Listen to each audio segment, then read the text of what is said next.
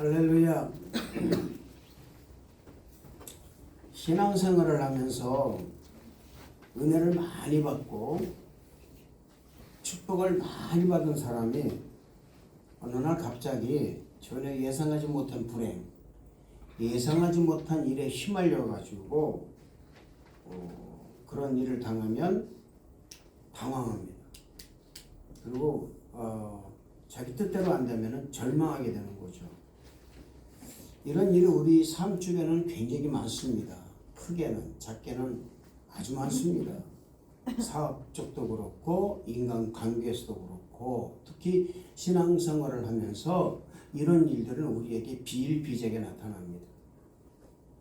이렇게 되면 축복받은 것은 기억이 하나도 안 나요. 다 사라집니다. 그리고 왜 내게 이런 일이 나타났는가를 한탄합니다. 그리고 주의를 원망하고 사람을 원망하고 그래서 실망하고 좌절하게 되는 거예요. 오늘 우리는요, 하나님의 은혜와 축복을 받아서 기적을 체험한 여인이 자기 아들의 죽음, 그 자기 아들의 죽음으로 인해서 절망하고 주의 종을 향하여 원망하고 탄식하는 장면을 보게 됩니다. 이 여인은 자신이 받은 그 은혜는 생각할 겨를이 없습니다. 지금 자신에게 닥친 이 엄청난 불행이 선지자 엘리야가 자신의 집을 방문하고 눌러 앉아서 있음으로 인해서 이런 불행한 일이 찾아왔다고 생각한 것입니다. 만약 여기 계신 우리 성도 여러분들에게 이런 불행이 찾아왔다면 여러분은 어떤 생각과 어떤 행동을 했을까요? 아마 100%, 저는 100%라고 합니다. 100% 아마 이 여인처럼, 이 사르밧 과부처럼 아마 이렇게 했을 것입니다.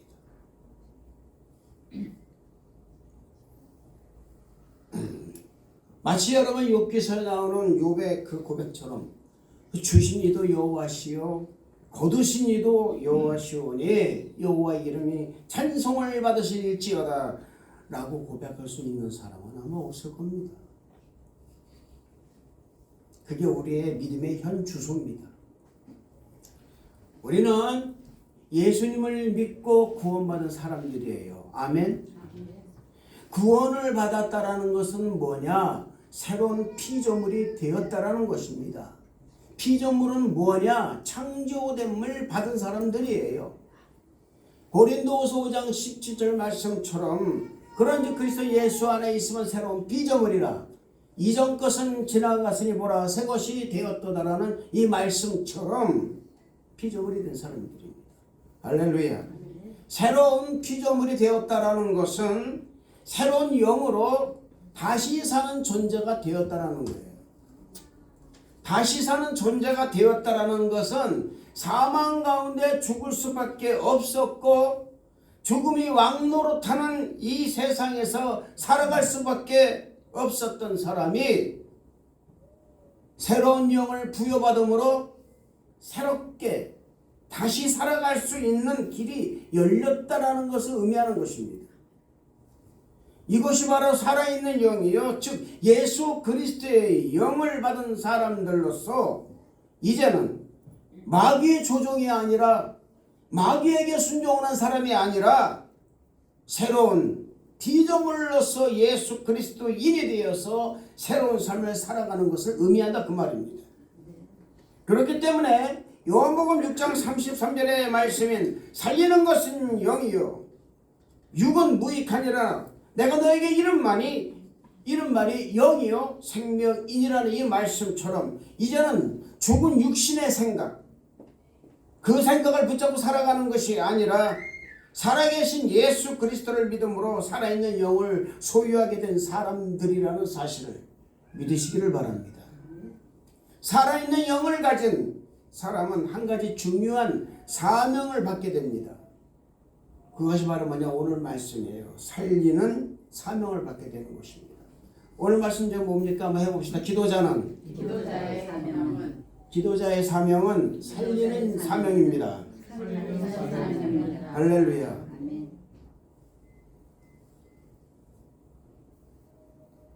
기독교는 살리는 종교예요. 아멘. 이것을 가르쳐 뭐라 그러냐? 구원의 종교입니다.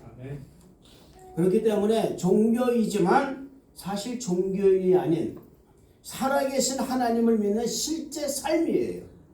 할렐루야. 이걸 잊어서는 안 되는 거예요. 이걸 잊기 때문에 종교인이라는 생각을 갖게 된다 그 말입니다. 우리는 종교인이 아닙니다. 아멘. 살아계신 하나님을 믿는 사람들이에요. 그 사람들이 모여서 있는 것이 바로 살아있는 공동체가 된다 그 말입니다. 이 살아있는 공동체이기 때문에 뭐냐? 살리는 사명을 받을 수밖에 없는 거예요.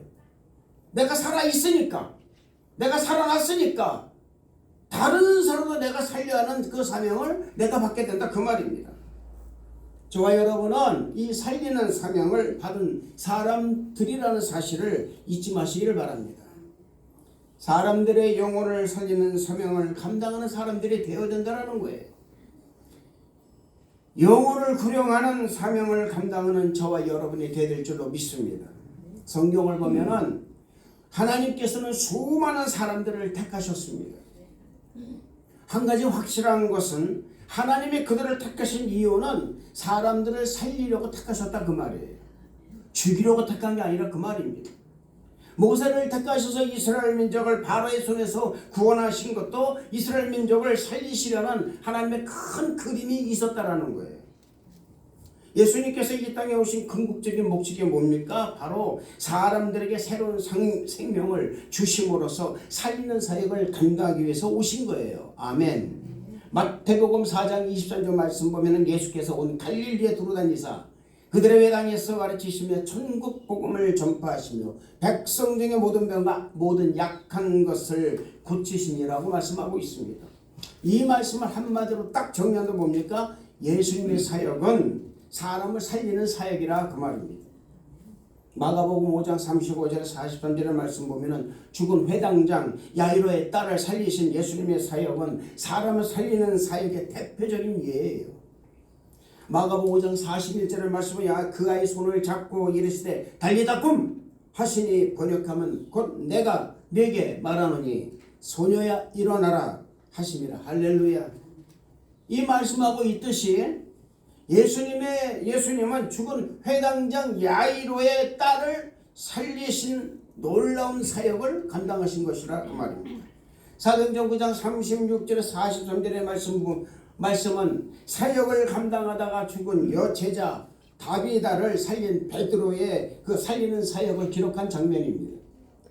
그는 자신의 여제자가 죽었을 때 그를 향하여 사도행전 9장 40절의 말씀처럼 다비다야 일어나라 말 한마디.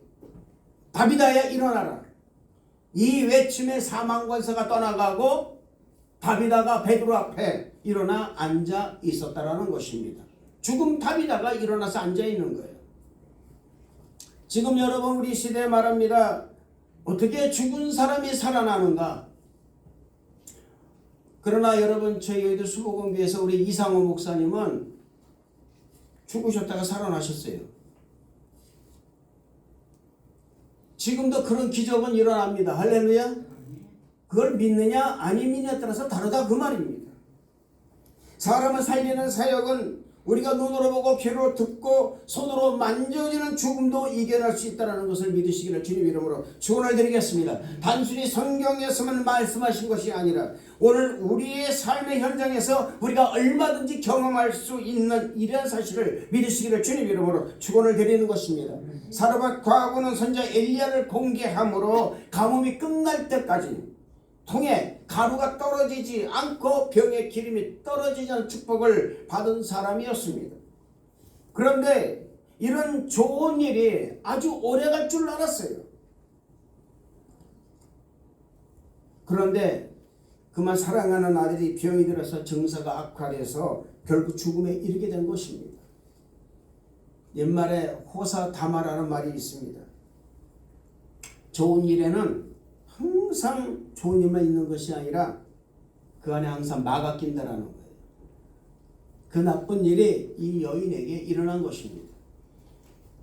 이 여인은 그동안 자신이 받은 은혜에 대하여 까맣게 잊었어요. 지금 닥친 불행에 대하여 한탄하고 있다라는 것입니다. 그런데 놀라운 것은 오늘 말씀 18절의 말씀입니다. 한번 28절 말씀 보면은요. 하나님의 사람이여 당신이 나와 더불어 무슨 상관이 있기로 내 죄를 생각나게 하고 또 내 아들을 죽게 하려고 내게 오셨나이까. 아주 이 말합니다. 오늘 우리는요 여러분 이 사르밧 과부의 이 절규에서 나는 과연 어떤 불의의 사람인가를 알아보고 또 한 사람의 신앙인으로서의 어떤 삶을 살아야 하는지를 알아보는 시간이 되시기를 바랍니다. 그래서 이번 주도 하지만 다음 주도 이 말씀 똑같이 제가 또 할 거예요. 사르밧이라는 마을은요 여러분 두로와 시돈 사이에 있는 작은 마을입니다. 신약성에서 뭐라고 부르냐, 이 마을을 사렙다라고 부릅니다. 누가복음 4장 26절의 말씀 보면은 엘리야가 그중 한 사람에게 보내심 받지 않고 오직 시돈 땅에 있는 사렙다의 한 과부에게 뿐이었으며 이렇게 말합니다. 엘리야는 이곳에서 한 과부의 공개를 받은 것입니다. 이 지역은 어떤 지역이냐, 우상 숭배가 아주 용광로처럼 타오르는 지역이었습니다. 만신이 들끓는 지역이었다 그 말입니다. 이 여인은 이곳에서 하나님을 믿는 신앙을 지키며 살아왔던 것입니다. 그런데 이 여인은 가난하게 이를 데가 없었어요. 찢어지게 가난했습니다. 그런데 그가 하나님을 믿고 지켰다라는 거예요. 더군다나 이 여인은 과부였습니다. 그런 아들과 함께 마지막 남은 가루로 떡을 만들고 기름에다 묻혀서 떡을 만들고 죽기를 각오할 만큼 절박한 상황에 놓여있던 사람이었습니다. 그런 과부였지만은 마지막 남은 가루떡을 만들어 달라는 엘리야의 이 요청을 거절하자 그를 대접한 것입니다. 이때 그의 심정은 자신의 죽음과 자기 아들의 죽음을 아주 담담하게 받아들였던 사람이었어요. 아, 이제 우리는 굶어 죽는구나. 아주 담담하게 받아들였던 사람이었습니다. 아들과 함께 죽을 수밖에 없는 이 자신의 상황을 그대로 담담하게 받아들일 수 있을 만큼 그의 믿음은 굉장히 아주 강하고 담대했다 그 말입니다. 그 믿음을 가지고 엘리야를 공개한 거예요. 여러분, 절박한 상황에 있을 때에 그 사람 믿음이 나옵니다.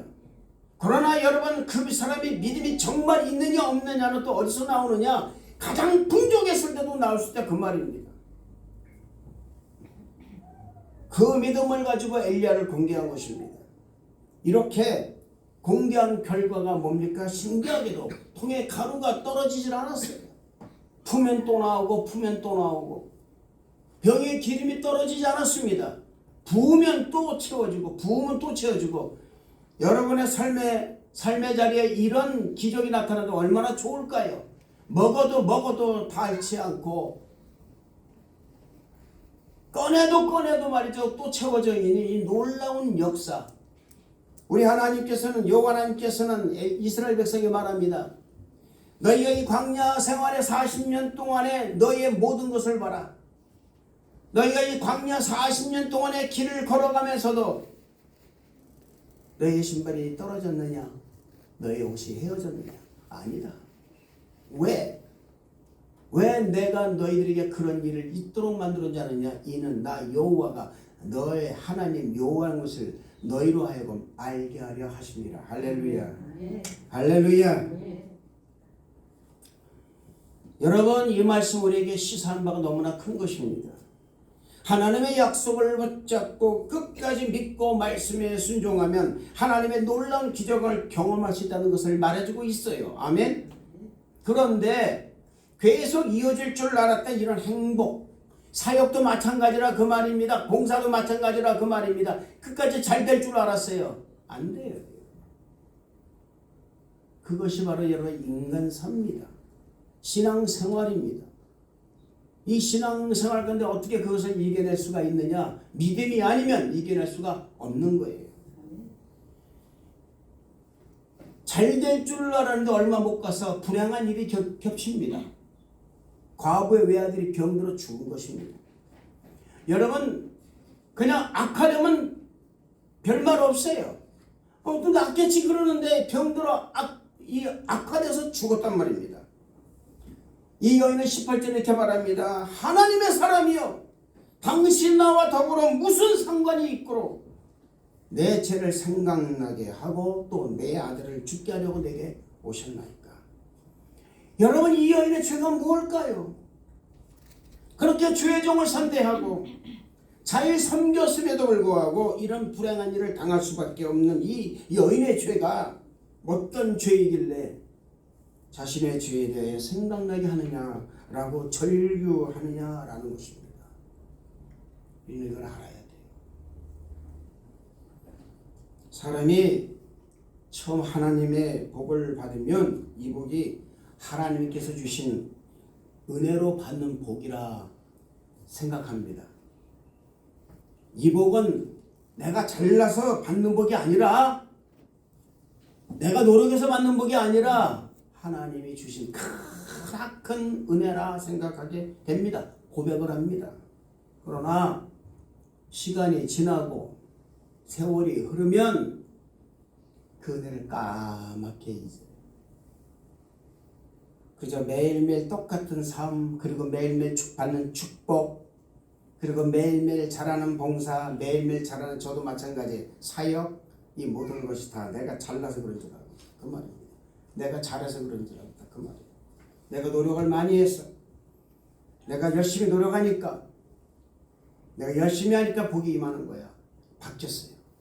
이제 바뀌어나가기 시작합니다. 내가 생각을 잘하니까, 지혜가 많으니까 바뀌어나가기 시작합니다. 이렇게 노력하는 복이 없을 리가 없지 라는 생각으로 하나님의 은혜를 까맣게 잊어버리는 거예요. 가장 큰 죄가 뭔지 아십니까 여러분? 우리 인생에서 가장 큰 죄가 뭔지 아세요? 하나님을 안 믿는 것도 있지만 하나님을 잊어버리는 것이 더 크죠. 하나님을 잊는 거예요. 삶의 자리에서.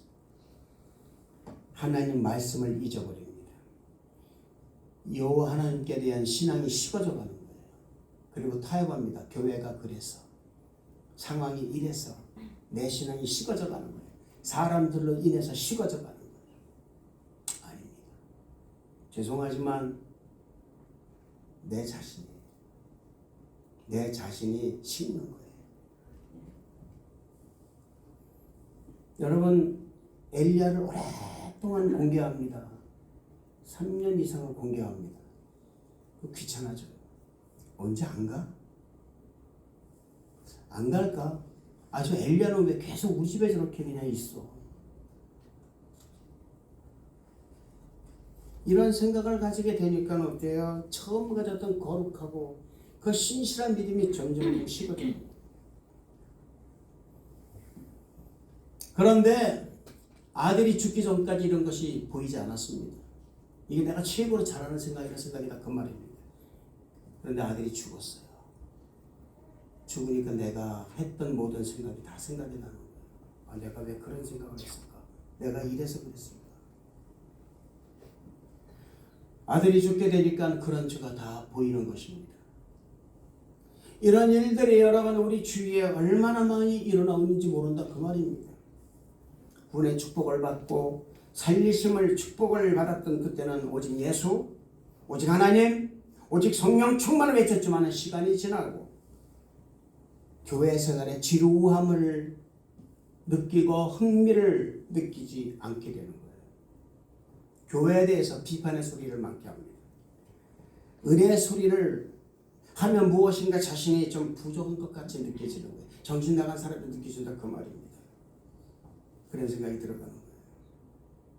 그리고 점점 신앙이 식어져 가고 이성이 나오고 그래서 비판의 눈이 보이고 사람들이 눈에 보이기 시작하는 거예요.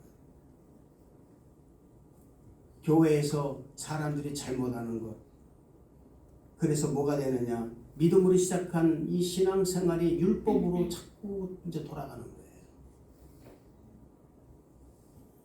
죄 중에 하는 말이 언제부턴가 귀찮아져요.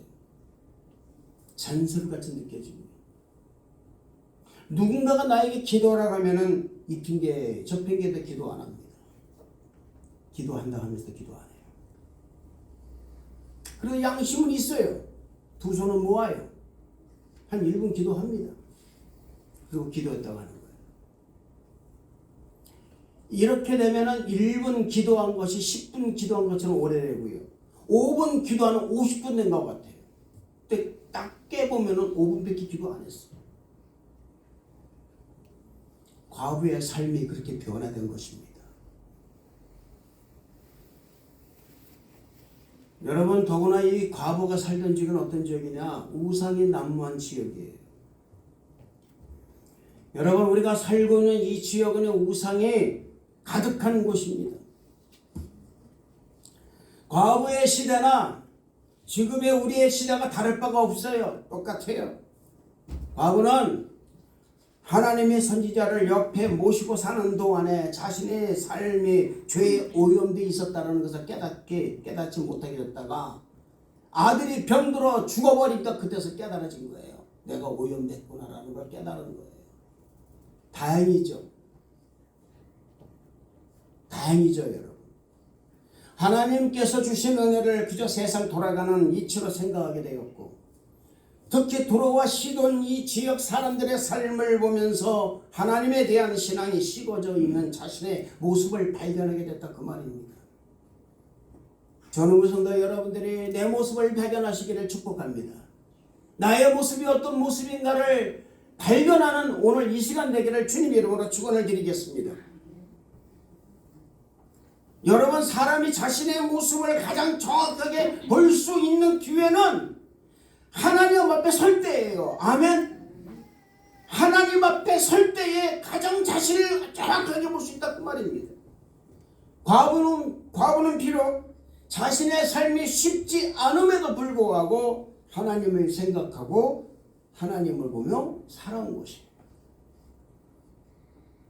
바로 엘리야를 통해서 그는 하나님을 멀리하지 않고 살아왔던 것입니다. 그럼에도 불구하고, 그렇기 때문에 이 말이 생각나는 거예요. 내가 죄가 있었구나, 내가 죄를 졌구나 라고 생각했다, 그 말입니다. 사랑하는 성도 여러분, 저는 여러분들이 하나님과 좀 가까이 나아오시기를, 가까이 다가가시기를 주님 이름으로 축원을 드리겠습니다. 하나님을 가까이 한다는 길은 과부가 엘리야를 가까이 하는 것처럼 주의 종과 가까이 하는 거예요. 그 종이 싹군이 아닌 이상 주의 종과 가까이 하시기를 바라는 것입니다. 아멘. 엘리야는 죽은 과부의 아들을 살리기 위해서 있는 힘을 다하고 있습니다. 주의 종을 가까이 하면 주의 종이 하나님께 기도할 수밖에 없어요.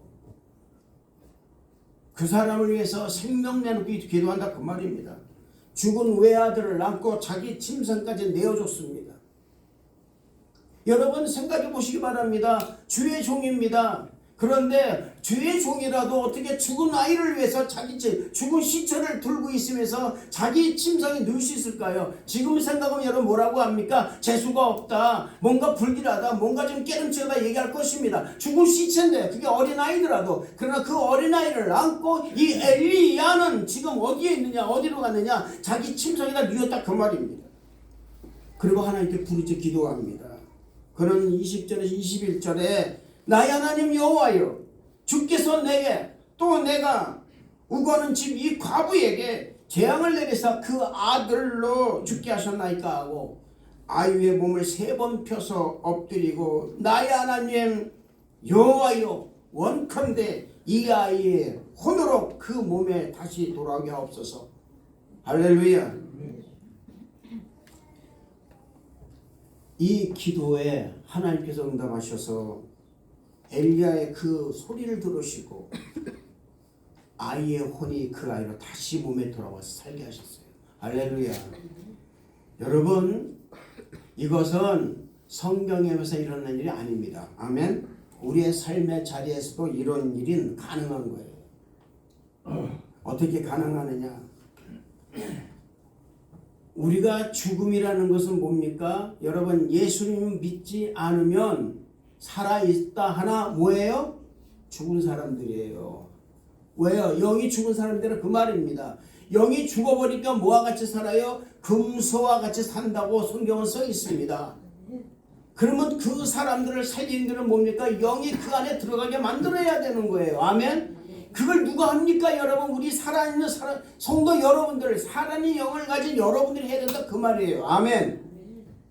여러분, 그럴 때 그 영이 살아있음으로 말미암아서 하나님의 사람이 되고 하나님께 복받는 사람이 된다는 것을 믿으시길 바랍니다. 기독교에서 살리는 역사는 세 가지 최선을 다하는 데서 그 역사가 일어납니다. 그것은 하나님 말씀과 그 말씀 따라 사역을 감당하는 주의 종과 그리고 그 말씀을 믿음으로 받는 수혜자, 이 세 사람이 있습니다. 말씀을 전하는 하나님 말씀, 하나님과 그리고 그 말씀으로 받아들이고 감당하는 주의 종, 그리고 그 말씀 하는 성도. 할렐루야. 사례와 과부에게서 우리가 가져야 할 중요한 교훈은 바로 그 사람의 그 물질관이에요. 과부의 마음에는 물질과 외아들과 하나님이 세 요소가 그 마음 안에, 그 사람 마음 안에 딱 꿈틀고 있었다 그 말입니다. 그런데 놀라운 것은 이 과부가 결론적으로 택한 것이 뭐냐? 바로 하나님이셨다 그 말입니다. 이게 중요한 거라 그 말이에요. 아들을 택한 것이 아니고 물질을 택한 것이 아니고 종국의 결정가서는 누구에게 얘기하느냐? 엘리야에게 얘기했다 그 말입니다. 할렐루야. 그것이 원망이 되든 뭐가 됐든 이 여인은 주의 조에게 이야기를 했다 그 말입니다. 그래서 그 결과가 뭐냐? 외아들이 살아난 거예요. 하나님은요 우주 만물의 큰 질서를 딱 세 가지 두셨어요. 그게 뭐냐면 첫째는 하나님이십니다. 할렐루야. 두 번째는 뭐냐? 인간입니다. 셋째는 뭐냐면 만물이에요. 물질이에요. 인간의 행복은 이 세 가지 질서를 따라서 깨닫고 살아갈 때에 삶의 본질을 깨닫게 되고 축복을 받으시다 그 말입니다. 쉽게 설명을 한 구절이 있어요. 이 말씀을 그게 마태복음 6장 25에서 33절의 말씀을 보면 무엇을 먹을까? 무엇을 마실까? 무엇을 입을까? 염려하지 말라고 말씀하셨어요. 할렐루야. 공중의 새를 비유하시면서 심지도 않고 거두지도 않았음에도 불구하고 하나님 아버지께서 기르신다고 말씀하셨습니다. 들의 백합화의 아름다움은 솔로몬의 영화보다 더 귀하다고 말씀하시며 이렇게 결론을 맺습니다. 그것이 마태복음 6장 30절 말씀인데요. 오늘 있다가 내일 아궁이에 던져지는 들풀도 하나님이 이렇게 입히시거든. 하물며 너희일까 보냐? 믿음이 작은 자들아. 할렐루야. 하물며 너희일까 보냐? 누굴 말합니까? 하나님의 형상을 입은 우리들을 얘기하는 거예요. 아멘. 사랑하는 성도 여러분, 이런 믿음이 생기도록 기도하시길 바랍니다. 무엇을 먹을까? 무엇을 입을까? 걱정하지 마세요. 아멘. 이건 다 우리에게 있어야 할 것을 하나님이 아신다 그 말입니다. 이걸 걱정하는 게 아니라 먼저 우리는 하나님의 선의를 먼저 구하는데 정말 신앙인의 본질이 무엇인가를 먼저 깨닫는 그런 사람이 되어야 될 줄로 믿습니다. 이런 믿음이 사람을 살리고 하나님이 복의 가장 정중앙으로 사람들 인도할 수 있다는 것을 믿으시기를 주님 이름으로 축원을 드리는 것입니다. 사르밧 과부의 삶은 비록 초라했습니다. 그는 그 누구보다도 어느 누구보다도 하나님의 사랑을 가장 많이 받은 사람입니다. 그러나 왜요?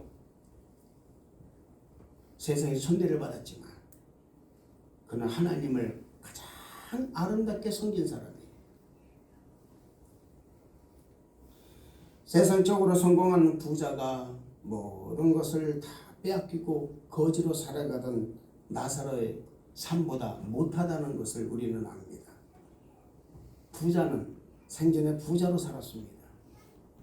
그러나 결국은 영원한 사망의 불꽃 가운데 들어갈 수밖에 없습니다.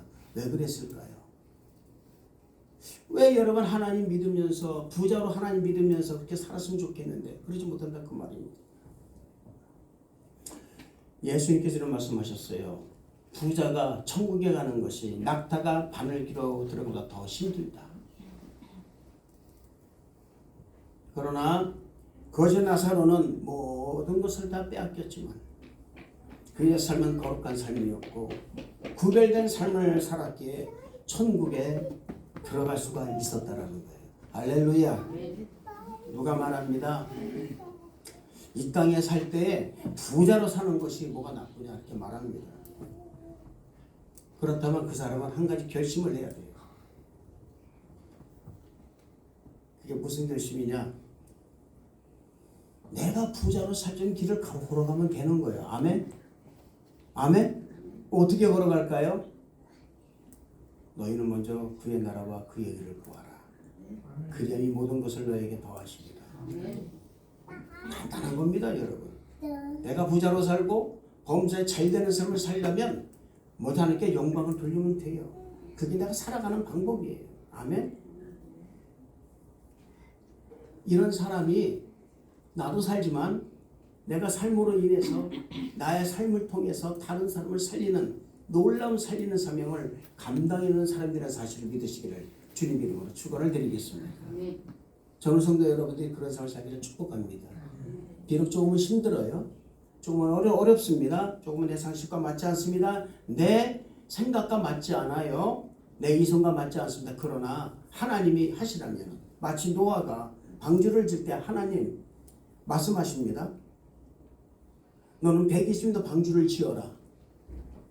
하나님 사람이 듣지 않습니다. 아무도 안 듣습니다. 그랬다면 아마 그 사람은 방주를 못 쳤을 것입니다. 그러나 그는 자신의 생각과 이성을 다 내려다 놓고 100년 동안 그 이상을 방주를 짓는데 자신의 온 인생을 다 바칩니다. 왜요? 이게 하나님 말씀이기 때문에 그렇습니다. 신앙생활은 내 뜻대로 아니라 하나님의 뜻대로 한다는 것을 잊지 마시기를 주님 이름으로 축원을 드리겠습니다. 오늘 여러분이 예배를 드릴 때 여러분이 예배 드리는 것이 여러분의 뜻대로 예배 드리는 것이 아니라 하나님의 뜻대로 하나님 말씀에 순종해서 예배를 드리고 있다는 것을 잊지 마시기를 주님 이름으로 축원을 드리겠습니다. 기도하겠습니다. 하나님 아버지 감사합니다.